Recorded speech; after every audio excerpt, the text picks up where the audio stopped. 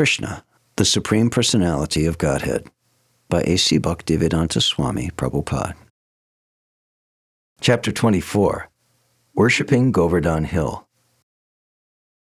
While engaged with the Brahmins who were too involved in the performance of Vedic sacrifices, Krishna and Balaram also saw that the cowherd men were preparing a similar sacrifice in order to pacify Indra, the king of heaven, who is responsible for supplying water. As stated in the Chaitanya Charitamrita, a devotee of Krishna has strong and firm faith in the understanding that if he is simply engaged in Krishna consciousness and Krishna's transcendental loving service, then he is freed from all other obligations.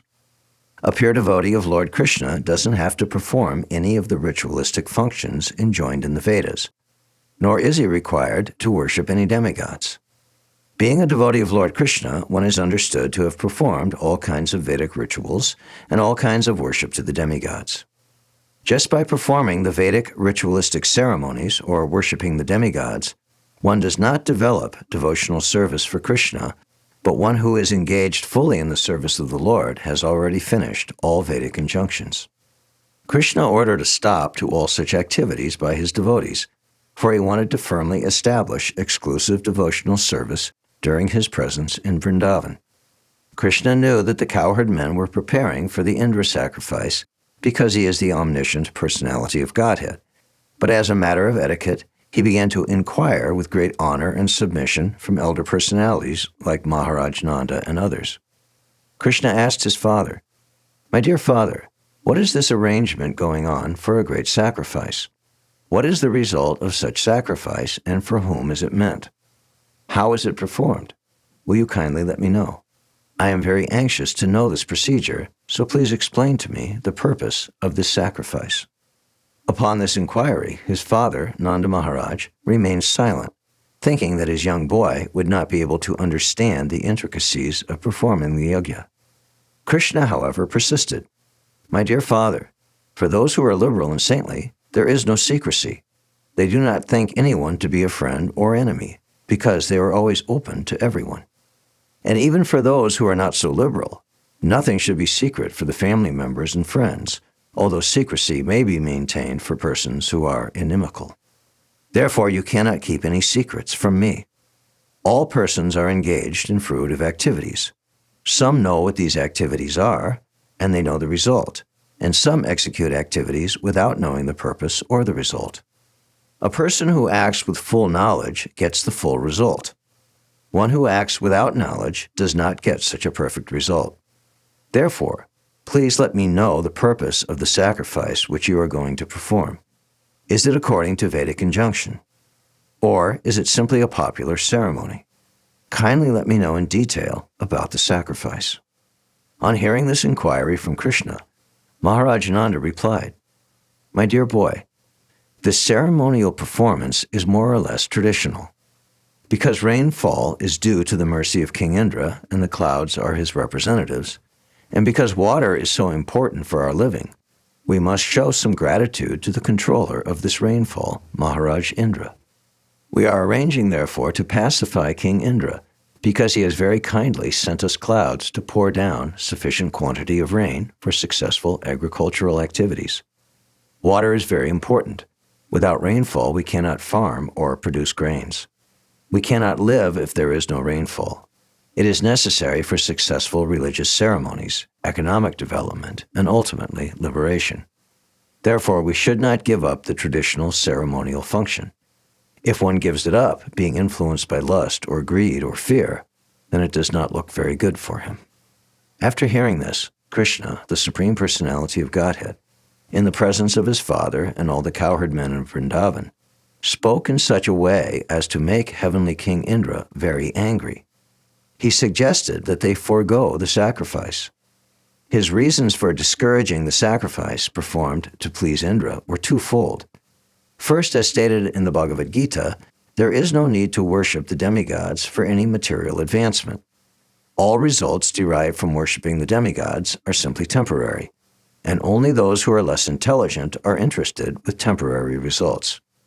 Secondly, whatever temporary result one derives from worshiping the demigods is actually granted by the permission of the Supreme Personality of Godhead. It is clearly stated in the Bhagavad Gita, Mayaiva vihitan hitan. Whatever benefit is supposed to be derived from the demigods is actually bestowed by the Supreme Personality of Godhead.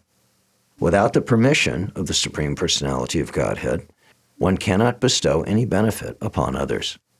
But sometimes the demigods become puffed up by the influence of material nature, thinking themselves as all in all. They try to forget the supremacy of the Supreme Personality of Godhead. In the Śrīmad-Bhāgavatam, it is clearly stated that in this instance, Krishna wanted to make King Indra angry. Krishna's advent was especially meant for the annihilation of the demons and protection of the devotees. King Indra was certainly a devotee, not a demon, but because he was puffed up, Krishna wanted to teach him a lesson. He first tried to make Indra angry by stopping the Indra Puja, which was arranged by the cowherd men in Vrindavan. With this purpose in mind, Krishna began to talk as if he were an atheist, supporting the philosophy of karma mimamsa. Advocates of this type of philosophy do not accept the supreme authority of the Personality of Godhead. They put forward the argument that if anyone works nicely, the result is sure to come. Their opinion is that even if there is a God who gives man the result of his fruitive activities, there is no need to worship him because, unless man works, he cannot bestow any good result. They say that instead of worshiping a demigod or God, people should give attention to their own duties, and thus the good result will surely come. Lord Krishna began to speak to his father according to these principles of the karma mimamsa philosophy. My dear father, he said, I don't think you need to worship any demigod for the successful performance of your agricultural activities. Every living being is born according to his past karma and leaves this life simply taking the result of his present karma. Everyone is born in different types of species of life according to his past activities, and he gets his next birth according to the activities of this life. Different grades of material happiness and distress, comforts and disadvantages of life, are different results of different kinds of activities, either from the past or present life. Maharaj Nanda and other elderly members argued that without satisfying the predominating God, one cannot derive any good result simply by material activities. This is actually the fact. For example, it is sometimes found that, in spite of first-class medical help and treatment by a first-class physician, a diseased person dies. It is concluded, therefore, that first-class medical treatment or the attempts of a first-class physician are not in themselves the cause for curing a patient. There must be the hand of the Supreme Personality of Godhead. Similarly, a father's and mother's taking care of their children is not the cause of the children's comfort. Sometimes it is found that in spite of all care by the parents, the children go bad or succumb to death. Therefore, material causes are not sufficient for results. There must be the sanction of the Supreme Personality of Godhead. Nanda Maharaj therefore advocated that in order to get good results for agricultural activities, they must satisfy Indra, the superintending deity of the rain supply.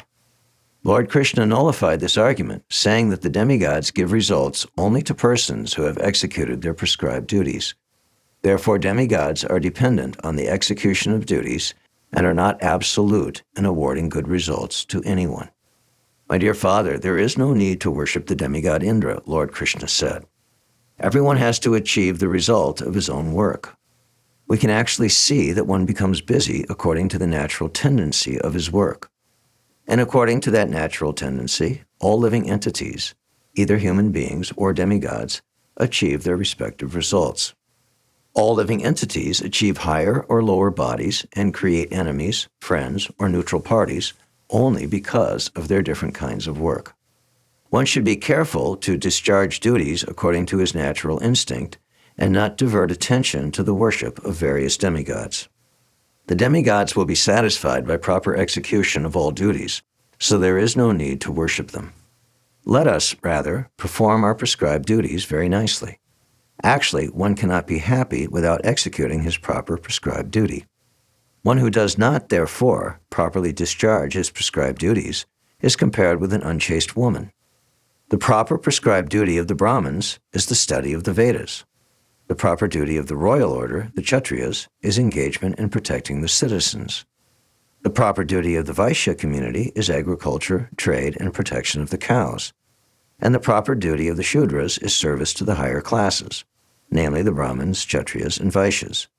We belong to the Vaishya community, and our proper duty is to farm or to trade with the agricultural produce, to protect cows, or take to banking. Krishna identified himself with the Vaishya community because Nanda Maharaj was protecting many cows, and Krishna was taking care of them.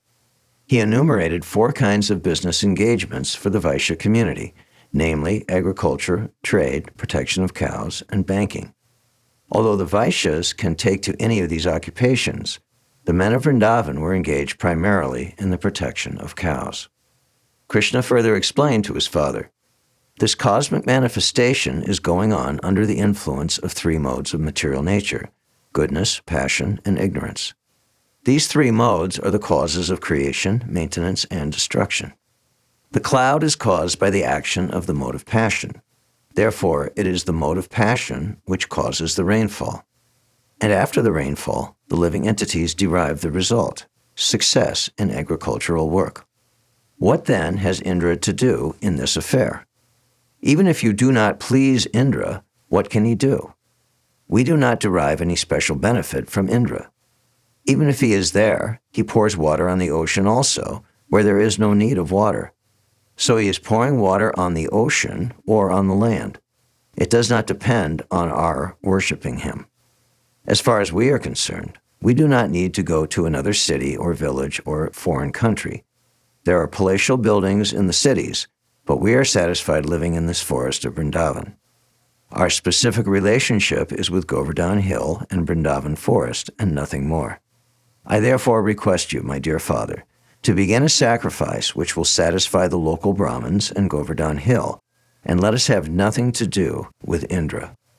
After hearing this statement by Krishna, Nanda Maharaj replied, "My dear boy, since you are asking, I shall arrange for a separate sacrifice for the local Brahmins and Govardhana Hill.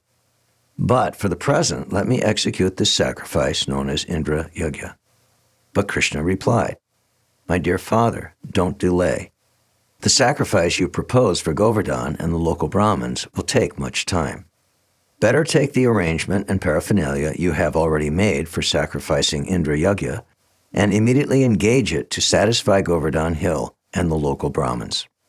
Maharaj Nanda finally relented. The cowherd men then inquired from Krishna how he wanted the yagya performed, and Krishna gave them the following directions. Prepare very nice foodstuffs of all descriptions from the grains and ghee collected for the yagya. Prepare rice, dal, then halva, pakora, puri, and all kinds of milk preparations like sweet rice, sweet balls, sandesh, rasgulla, and laddu, and invite the learned Brahmins who can chant the Vedic hymns and offer oblations to the fire. The Brahmins should be given all kinds of grains in charity. Then decorate all the cows and feed them well. After performing this, give money in charity to the Brahmins. As far as the lower animals are concerned, such as the dogs, and the lower grades of people, such as the chandalas, or the 5th class of men who are considered untouchable, they also may be given sumptuous prasadam.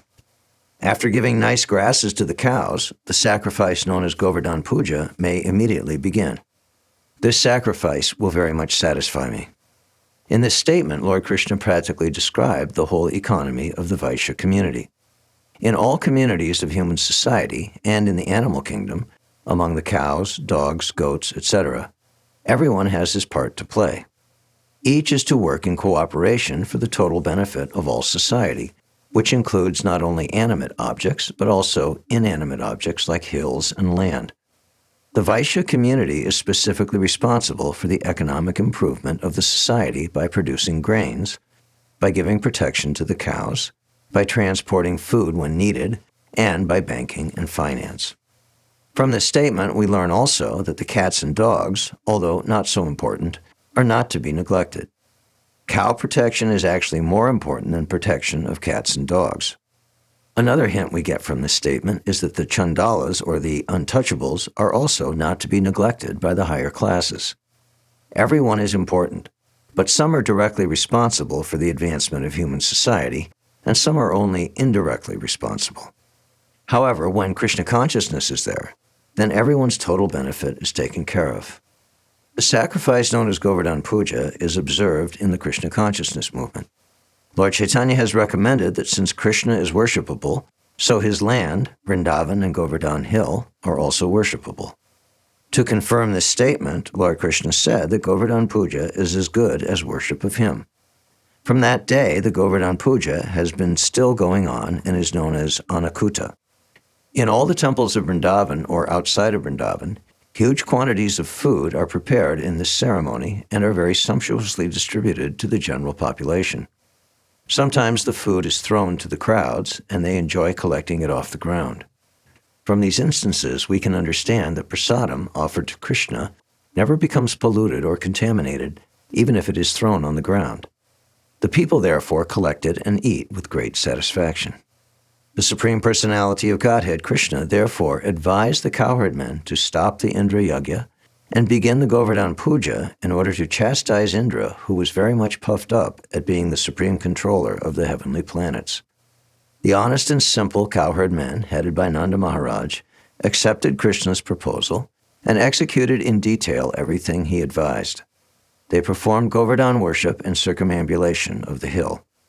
Following the inauguration of Govardhana Puja, people in Vrindavan still dress nicely and assemble near Govardhan Hill to offer worship and circumambulate the hill, leading their cows all around. According to the instruction of Lord Krishna, Nanda Maharaj and the cowherd men called in learned Brahmins and began to worship Govardhan Hill by chanting Vedic hymns and offering prasadam. The inhabitants of Vrindavan assembled together, decorated their cows, and gave them grass. Keeping the cows in front, they began to circumambulate Govardhan Hill. The gopis also dressed themselves very luxuriantly and sat in bull-driven carts, chanting the glories of Krishna's pastimes. Assembled there to act as priests for Govardhana Puja, the Brahmins offered their blessings to the cowherd men and their wives, the gopis. When everything was complete, Krishna assumed a great transcendental form and declared to the inhabitants of Vrindavan that he was himself Govardhan Hill, in order to convince the devotees that Govardhan Hill and Krishna himself are identical. Then Krishna began to eat all the food offered there. The identity of Krishna and Govardhan Hill is still honored, and great devotees take rocks from Govardhan Hill and worship them exactly as they worship the deity of Krishna in the temples. Devotees therefore collect small rocks or pebbles from Govardhan Hill and worship them at home, because this worship is as good as deity worship. The form of Krishna who began to eat the offerings was separately constituted, and Krishna himself, along with other inhabitants of Vrindavan, began to offer obeisances to the deity as well as Govardhan Hill. In offering obeisances to the huge form of Krishna himself and Govardhan Hill, Krishna declared, "Just see how Govardhan Hill has assumed this huge form and is favoring us by accepting all the offerings." Krishna also declared at that meeting, "One who neglects the worship of Govardhan Puja, as I am personally conducting it, will not be happy. There are many snakes on Govardhan Hill, and persons neglecting the prescribed duty of Govardhan Puja will be bitten by these snakes and killed. In order to assure the good fortune of the cows and themselves, all people of Vrindavan near Govardhan must worship the hill as prescribed by me." Thus performing the Govardhan Puja sacrifice, all the inhabitants of Vrindavan followed the instructions of Krishna, the son of Vyāsadeva, and afterwards they returned to their respective homes. Thus ends the Bhaktivedanta purport of the 24th chapter of Krishna, worshipping Govardhan Hill. Thank you for listening. For more, click here.